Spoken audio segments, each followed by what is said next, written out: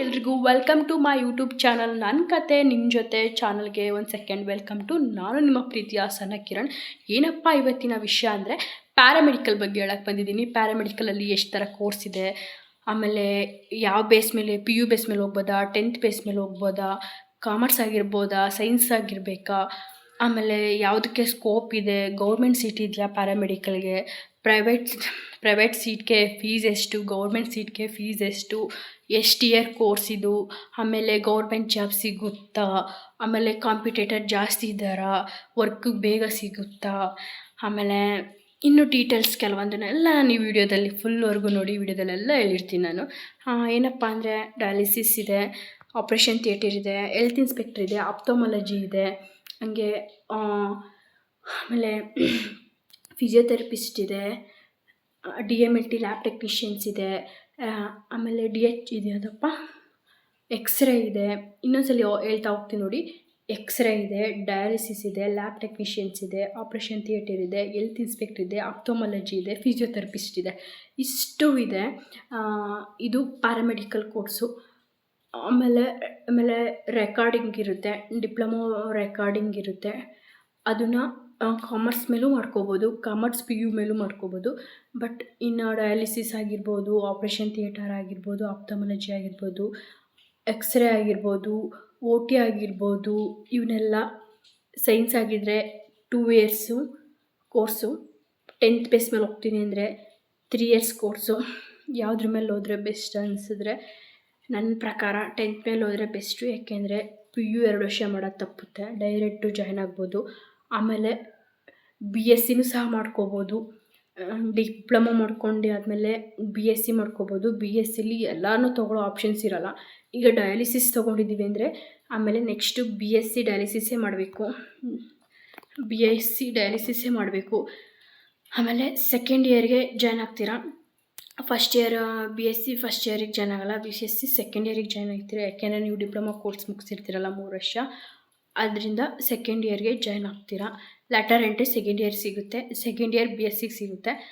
ಬೇರೆ ಎಲ್ಲ ಆಪ್ಷನ್ಸ್ ಇರೋಲ್ಲ. BCom ಮಾಡ್ಬೋದಲ್ವಾ, BA ಮಾಡ್ಕೋಬೋದಲ್ವಾ ಅಂತ ಅವೇನು ಆಪ್ಷನ್ಸ್ ಇರೋಲ್ಲ. ಈಗ ನಾನು ಡಯಾಲಿಸಿಸ್ ಮಾಡಿದ್ದೀನಿ ಅಂದರೆ ನಾನು BSc ಡಯಾಲಿಸಿಸೇ ಮಾಡಬೇಕು. ನಾನು OT ಮಾಡಿದರೆ BSc OTನೇ ಮಾಡ್ಕೋಬೇಕು. ಅಷ್ಟೇ, ಒಂದೇ ಆಪ್ಷನ್ಸ್ ಇರೋದು. ಬಟ್ ಲ್ಯಾಟರ್ ಎಂಟ್ರಿ ಸಿಗುತ್ತೆ BScಗೆ. ಚೆನ್ನಾಗಿದೆ. ಇವಾಗ ಟ್ರೆಂಡಲ್ಲಿರೋದು OT, operation theatre, diploma operation theatre paramedical ಕೋರ್ಸಲ್ಲಿ ಟ್ರೆಂಡಲ್ಲಿದೆ. ಇದು ಚೆನ್ನಾಗಿದೆ. ಸ್ಯಾಲ್ರಿ ಅವರ್ ವೈಸು ಸಿಗುತ್ತೆ ಒಂದೊಂದು ಹಾಸ್ಪಿಟಲಲ್ಲಿ.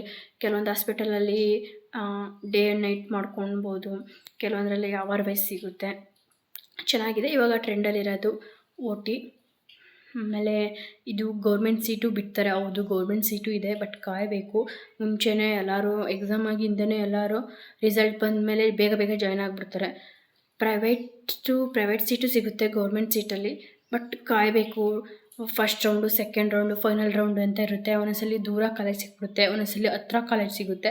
ನಮಗೆ ಹೆಂಗೆ ಅನಿಸುತ್ತೆ, ನಮಗೆ ಕಾಲೇಜ್ ಮೇಲೆ ಡಿಪೆಂಡು ಹೇಳ್ಬೋದು. ಫಸ್ಟು ಗೌರ್ಮೆಂಟ್ ಸೀಟ್ಗೆ 4,000, ಬಟ್ ಅದು ಗೌರ್ಮೆಂಟ್ ಕಾಲೇಜ್, ಡಿಸ್ಟಿಕ್ ಗೌರ್ಮೆಂಟ್ ಕಾಲೇಜಲ್ಲಿ ಮಾತ್ರ ಸಿಗುತ್ತೆ. ಅದಕ್ಕೆ ಬರೀ 4,000 ಇರುತ್ತೆ. ಆಮೇಲೆ ಪ್ರೈವೇಟಲ್ಲಾದರೆ ನಾನು ಜಾಯ್ನ್ ಆದಾಗ 7,000 ಇತ್ತು. ಇವಾಗ ಎಷ್ಟಾಗಿದೆ ಏನೋ ಅಂತ ಗೊತ್ತಿಲ್ಲ. ಆಮೇಲೆ ಪ್ಯಾರಾಮೆಡಿಕಲ್ ಬೋರ್ಡ್ ಅಂತ PMB ಅಂತ ಗೂಗಲಲ್ಲಿ ಸರ್ಚ್ ಮಾಡಿದ್ರೆ ಎಲ್ಲ ಥರ ಡೀಟೇಲ್ಸ್ ಸಿಗುತ್ತೆ ಪ್ಯಾರಾಮೆಡಿಕಲ್ ಬಗ್ಗೆ. ಪ್ರೈವೇಟ್ ಕಾಲೇಜಲ್ಲಿ ಪರ್ ಇಯರ್ಗೆ 50,000ಇಂದ 60,000ವರೆಗೂ ಇರುತ್ತೆ.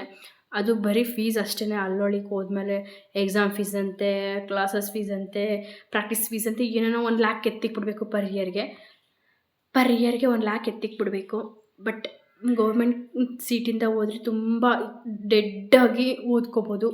1 ಇಯರ್ ಒಳಗಡೆ 20,000 ಕ್ಲಿಯರ್ ಮಾಡ್ಬೋದು. ನಾನು ಸಹ ಗೌರ್ಮೆಂಟ್ ಸೀಟಲ್ಲೇ ನಾನು ಪ್ಯಾರಾಮೆಡಿಕಲ್ ಜಾಯ್ನ್ ಆಗಿದ್ದು. PMB ಪ್ಯಾರಾಮೆಡಿಕಲ್ ಬೋರ್ಡ್ ಅನ್ನೋದನ್ನ ಗೂಗಲಲ್ಲಿ ಸರ್ಚ್ ಮಾಡಿದ್ರೆ ಅದ್ರ ಬಗ್ಗೆ ಡೀಟೇಲ್ಸ್ ಎಲ್ಲ ಇರುತ್ತೆ. ನಿಮಗೆ ಅದು ಗೊತ್ತಾಗಲಿಲ್ಲ ಅಂದರೆ ಯೂಟ್ಯೂಬಲ್ಲೇ ಸ್ಮೈಲ್ ಟಾಕ್ ಯೂಟ್ಯೂಬ್ ಚಾನಲ್ ಅಂತ ಒಬ್ಬರು ಇದ್ದಾರೆ. ಅವರು ಪ್ಯಾರಾಮೆಡಿಕಲ್ ಬಗ್ಗೆ ಎಲ್ಲ ಥರ ಡೀಟೇಲ್ಸ್ ಕೊಡ್ತಾರೆ. ಆಮೇಲೆ ಮೇನ್ ಅಂದರೆ ಆದಷ್ಟು ಗೌರ್ಮೆಂಟ್ ಸೀಟ್ಗೆ ಪ್ರಯತ್ನ ಪಡಿ. ಪ್ರೈವೇಟ್ ಸೀಟ್ಗಂತೂ ಹೋಗಲೇಬೇಡಿ. ಪ್ರೈವೇಟ್ ಸೀಟ್ಗೆ ಹೋದರೆ ನಿಜವಾಗ್ಲೂ ಫೈನಲ್ ಇಯರ್ ಮುಗ್ಸೋಕ್ಕೆ ಕಷ್ಟ ಆಗ್ಬಿಡುತ್ತೆ. ಅಷ್ಟು ಈಸಿ ಅಲ್ಲ ಪ್ಯಾರಾಮೆಡಿಕಲು, ಸ್ವಲ್ಪ ಟಫ್ ಇರುತ್ತೆ. ಬಟ್ ಇಂಟ್ರೆಸ್ಟಿಂದ ಹೋದ್ರೆ ಚೆನ್ನಾಗಿರುತ್ತೆ. ಡಿಪ್ಲೊಮಾ ಮೇಲೆ ಹೇಳಿದ್ರೆ first year physics, biology, chemistry, English ಇರುತ್ತೆ. First year diploma. ಸೆಕೆಂಡ್ ಇಯರಲ್ಲಿ anatomy, physiology, biochemistry, microbiology, applied pharmacology ಇಷ್ಟು ಇರುತ್ತೆ ಸೆಕೆಂಡ್ ಇಯರಲ್ಲಿ. ಫೈನಲಲ್ಲಿ 2 ಸಬ್ಜೆಕ್ಟ್ ಇರೋದು. ಅದು ಡಯಾಲಿಸಿಸ್ ಬಗ್ಗೆ ಅಂದರೆ ಥಿಯರಿ ಆಫ್ ಡಯಾಲಿಸಿಸ್ ಇರುತ್ತೆ. ಡಯಾಲಿಸಿಸ್ ಹಿಸ್ಟ್ರಿ ಇರುತ್ತೆ. ಡಯಾಲಿಸಿಸಲ್ಲಿ ನಾನು ಡಯಾಲಿಸಿಸ್ ಮಾಡಿರೋದ್ರಿಂದ ನಾನು ಡಯಾಲಿಸಿಸ್ ಬಗ್ಗೆ ಐಡಿಯಾ ಗೊತ್ತಿದೆ. ಈಗ ಟ್ರೆಂಡಲ್ಲಿರೋದು ಆಪ್ರೇಷನ್ ಥಿಯೇಟರು, ಫಿಸಿಯೋಥೆರಪಿಸ್ಟು, ಯಾವ್ದಕ್ಕಾದ್ರೂ ಬೇಕಾದ್ರೆ ಜಾಯ್ನ್ ಆಗಿ. ನೆಕ್ಸ್ಟ್ ಏನು ಹೇಳೋದು ಅಂದರೆ, ಡಿಪ್ಲೊಮಾ ಕೋರ್ಸ್ ಮೇಲೆ ಹೋಗ್ತೀನಿ ಅಂದರೆ 10th ಬೇಸ್ ಮೇಲೆ ಹೋಗ್ತೀನಿ ಅಂದರೆ 3 ಇಯರ್ಸ್ ಡಿಪ್ಲೊಮಾ ಕೋರ್ಸ್ ಆಗುತ್ತೆ. ಇಲ್ಲ ನಾನು PU ಸೈನ್ಸ್ ಆಗಿದೆ ಅಂದರೆ 2 ಇಯರ್ಸ್ ಆಗುತ್ತೆ. ನಿಮ್ಗೆ ಆಪ್ಷನ್ ಯಾವ್ದು ಇಷ್ಟನೋ ಅದ್ರ ಮೇಲೆ ಹೋಗಿ. ಇನ್ನೇನಪ್ಪ ಅಂದರೆ ಸ್ವಲ್ಪ ಸ್ಟಾರ್ಟಿಂಗ್ ಕಷ್ಟನೇ ಇರುತ್ತೆ. ನೋಟ್ಸ್ ಕರೆಕ್ಟಾಗಿ ಸಿಗೋಲ್ಲ. ಪ್ರಾಕ್ಟಿಕಲಿಗೆ ಜಾಸ್ತಿ ಟೈಮ್ ಕೊಡಬೇಕು. ಓದೋ ಕಡೆಗೆ ನಾವು ಸ್ಟೂಡೆಂಟ್ಸ್ ಏನು ಓದಬೇಕು ಅದು ಮಾತ್ರ ಓದೋ ಕಡೆಗೆ ಅಷ್ಟೇನೆ. ಟೀಚರ್ಸ್ ಏನು ಅಂಥ ಲೆಕ್ಚರ್ಸ್ಗಳೇನು ಅಂಥ ಇಂಟ್ರೆಸ್ಟಾಗಿ ಪಾಠ ಮಾಡಲ್ಲ. ಯಾಕೆಂದರೆ ಪ್ರಾಕ್ಟೀಸ್ ಕಡೆಗೆ ಜಾಸ್ತಿ ನಮ್ಮನ್ನ ಇನ್ವಾಲ್ವ್ ಮಾಡ್ಕೊಂಡಿರ್ತಾರಲ್ಲ, ಪಾಠ ಮಾಡೋಕ್ಕೆ ಸಿಗೋಲ್ಲ ಟೈಮಿಂಗ್ಸು. ಅದರಿಂದ ನಾನು ಓದ್ತೀನಿ, ನಾನು ಚೆನ್ನಾಗಿ ಓದ್ತೀನಿ ಅನ್ನಂಗಿದ್ರೆ ಪ್ಯಾರಾಮೆಡಿಕಲ್ ಚೆನ್ನಾಗಿ ಓದ್ಬೋದು, ಚೆನ್ನಾಗಿದೆ ಫ್ಯೂಚರಲ್ಲಿ. ಆಮೇಲೆ ಡಯಾಲಿಸಿಸ್ಗಾಗಿರ್ಬೋದು, ಎಕ್ಸ್ರೇಗಾಗಿರ್ಬೋದು, ರೆಕಾರ್ಡಿಂಗ್ ಆಗಿರ್ಬೋದು, ಆಪ್ಥಮಾಲಜಿ ಆಗಿರ್ಬೋದು, ಇದಕ್ಕೆ ಯಾವುದಕ್ಕೂ ಗೌರ್ಮೆಂಟ್ ಕೆಲಸ ಬಿಡಲ್ಲ. ಬಿಟ್ಟರೆ ಸೆಂಟ್ರಲ್ ಗೌರ್ಮೆಂಟ್ ಅಷ್ಟೇ ಬಿಡೋದು. ಮಾಮೂಲಿ ಗೌರ್ಮೆಂಟ್ ನಮ್ಮ ಸ್ಟೇಟ್ ಗೌರ್ಮೆಂಟ್ ಅಂತೂ ದೇವರಣೆ. ಸ್ಟೇಟ್ ಗೌರ್ಮೆಂಟಲ್ಲಿ ಕೆಲಸನೇ ಇಲ್ಲ ಅಂತ ಹೇಳ್ಕೊಬಿಡಿ ಪ್ಯಾರಾಮೆಡಿಕಲ್ಗೆ. ಪ್ರೈವೇಟಲ್ಲಿ ಕೆಲಸ ಮಾಡ್ತೀನಿ ಅಂದರೆ ಮಾತ್ರ ಇರೋದು. ಗೌರ್ಮೆಂಟಲ್ಲಿ ನಾನು ಗೌರ್ಮೆಂಟ್ ವರ್ಕರಾಗಿ ಮಾಡ್ತೀನಿ ಅಂದರೆ, ನಾನು ಗೌರ್ಮೆಂಟ್ ಆಫೀಸರ್ ಆಗಿರ್ತೀನಿ ಅಂದರೆ ಖಂಡಿತ ಇರಲ್ಲ. ಇದರಲ್ಲಿದೆ, ಸೆಂಟ್ರಲ್ಲಲ್ಲಿದೆ. ಆಮೇಲೆ ಲ್ಯಾಬ್ ಟೆಕ್ನಿಷಿಯನ್ಸವ್ರಿಗೆ ಚೆನ್ನಾಗಿ ಗೌರ್ಮೆಂಟ್ ಜಾಬ್ ಚೆನ್ನಾಗಿ ಸಿಗುತ್ತೆ ಸೆಂಟ್ರಲ್ ಗೌರ್ಮೆಂಟಲ್ಲಿ. DHIಗೂ ಲ್ಯಾಬ್ವರೆಗೂ ತುಂಬ ಗೌರ್ಮೆಂಟ್ ಆಪ್ಷನ್ಸ್ ಜಾಸ್ತಿ ಇದೆ. ತೊಗೊಳಂಗಿದ್ರೆ DHI ಲ್ಯಾಬ್ ಮಾಡ್ಕೊಳ್ಳಿ. ಗೌರ್ಮೆಂಟ್ ಜಾಬ್ ಬೇಕು, ಗೌರ್ಮೆಂಟ್ ಜಾಬ್ ಕಡೆಗೆ ಫೋಕಸ್ ಮಾಡೋರಾದರೆ ಹೆಲ್ತ್ ಇನ್ಸ್ಪೆಕ್ಟ್ರು ಇಲ್ಲ ಅಂದರೆ ಲ್ಯಾಬ್ ಟೆಕ್ನಿಷಿಯನ್ಸ್ ಆಗಿ ಆ ಕೋರ್ಸ್ಗಳನ್ನ ತೊಗೊಳ್ಳಿ. ಲ್ಯಾಬ್ ಟೆಕ್ನಿಷಿಯನ್ಸ್ ಕಷ್ಟ ಇದೆ, ನಾವು ಅಂದ್ಕೊಂಡಂಗಲ್ಲ. ನಮಗೆ ಬರೀ 6 ಸಬ್ಜೆಕ್ಟ್ ಇದ್ದರೆ ಅವ್ರಿಗೆ 8 ಸಬ್ಜೆಕ್ಟು ಏನೋ ಇದೆ. ನಂಗೆ ಅದ್ರ ಬಗ್ಗೆ ಐಡಿಯಾ ಇಲ್ಲ. ಬಟ್ ಪ್ಯಾರಾಮೆಡಿಕಲಲ್ಲಿ ಅದು ಒಂದು ಬೆಸ್ಟ್ ಕೋರ್ಸ್ ಅಂತಲೇ ಹೇಳ್ತೀನಿ. ನೆಕ್ಸ್ಟ್ ಇನ್ನೇದ್ರ ಬಗ್ಗೆ ಹೇಳ್ಬೋದು, ಆದಷ್ಟು ಪ್ರೈವೇಟ್ ಕಾಲೇಜ್ಗಳಿಗೆ ಹೋಗ್ಬೇಡಿ, ಪ್ರೈವೇಟ್ ಫೀಸ್ಗೆ ಹೋಗ್ಬೇಡಿ. ಆದಷ್ಟು ಗೌರ್ಮೆಂಟ್ ಸೀಟ್ಗೆ ಅಪ್ಲೈ ಮಾಡ್ಕೊಳ್ಳಿ. ಅಪ್ಲೈ ಮಾಡ್ಕೋಬೇಕು ಅಂದರೆ PMB ಅನ್ನೋ ಪ್ಯಾರಾಮೆಡಿಕಲ್ದು ಗೂಗಲಲ್ಲಿದೆ, ನೋಡಿ ಹೋಗಿ.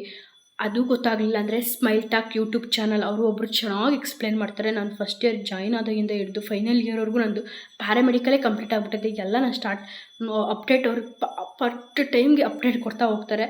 ಸ್ಮೈಲ್ ಟಾಕ್ ಯೂಟ್ಯೂಬ್ ಚಾನಲ್ ಅಂತ ಸರ್ಚ್ ಮಾಡಿ ಸಿಗುತ್ತೆ. ಇಷ್ಟ ಆದರೆ ಲೈಕ್ ಮಾಡಿ, ಸಬ್ಸ್ಕ್ರೈಬ್ ಮಾಡ್ಕೊಳ್ಳಿ. ಯಾರು ಸಬ್ಸ್ಕ್ರೈಬೇ ಮಾಡ್ಕೊಳ್ಳಲ್ಲ, ನಂಗೆ ಅದೇ ಬೇಜಾರು. ಇಷ್ಟ ಹೇಳೋಕ್ಕೆ ಇಷ್ಟಪಡ್ತೀನಿ. ನನ್ನ ಮಾತುಗಳನ್ನ ಮುಗಿಸ್ತೀನಿ.